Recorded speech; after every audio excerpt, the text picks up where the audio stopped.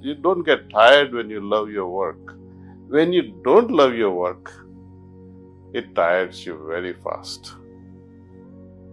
Your attitude towards the work has to change. Do you love your work? Then something will happen. Something can happen.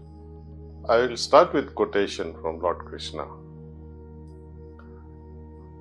He says, Asantasya kutah sukham. One who is not at peace, how can he derive happiness? Happiness is sought by everything. Every living being seeks happiness without any exception.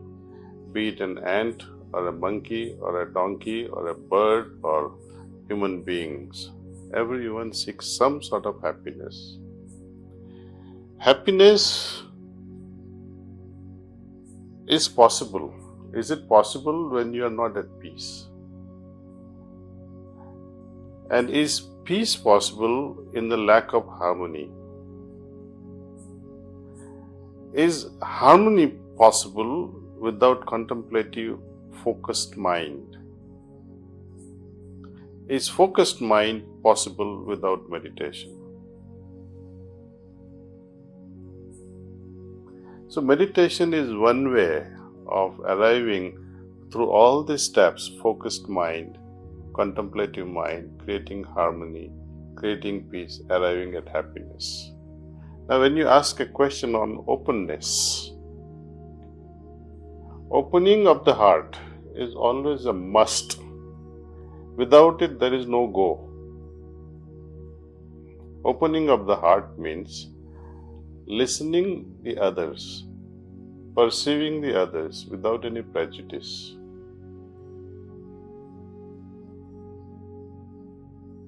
Moment you bring in prejudice, suppose I am listening to you, at the same time I am processing in my mind how to answer you back and hit you hard,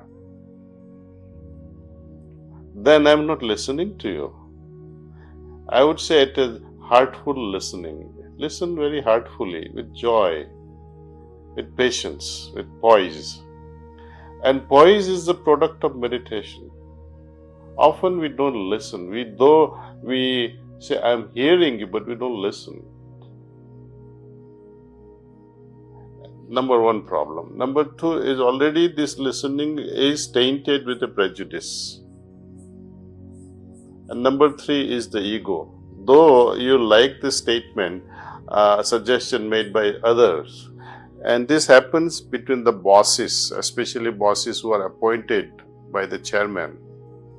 And these bosses, when some subordinate comes up and says, sir, let's do it this way, and the boss gets angry, even though the subordinate is right, and that creates a lot of problems. So lack of openness, acceptance. So openness and acceptance are also the elements that go together. Okay.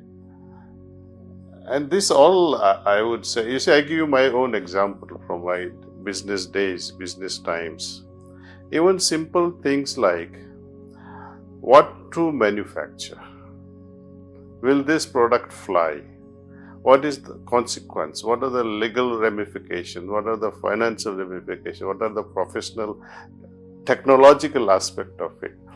You'll have multiple choices in all these arenas, right? And for that you have to have a meeting with so many people, but you are the best person to decide on that. Just close your eyes and dissect everything in your head.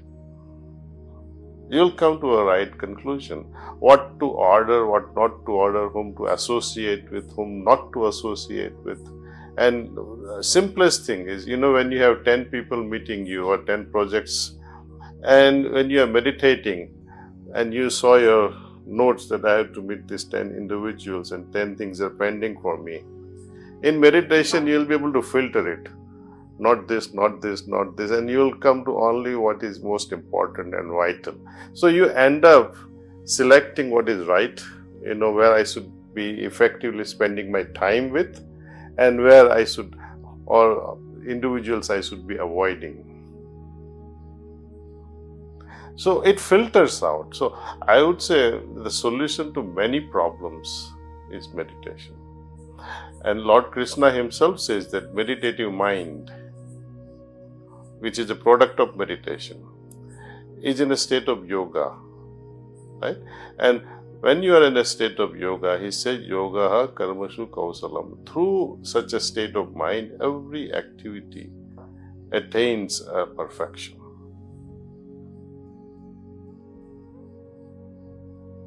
So I highly recommend this yogic approach, spiritual approach to life. See, without spiritual approach to material life, bhautik jivan, our day-to-day affairs in the business world, life will go unsatisfied. You can become very successful in whatsoever you are doing, but if there is no touch of spirituality, there is no fragrance, there is no juice in it, there is no life in it. Once you bring spirituality into equation, for example in relationship, spirituality means love, right? Whenever you say in my family there is love, with my children there is love, in my work there is love. When you do the work with love, it doesn't trouble you at all. You don't get tired when you love your work. When you don't love your work, it tires you very fast.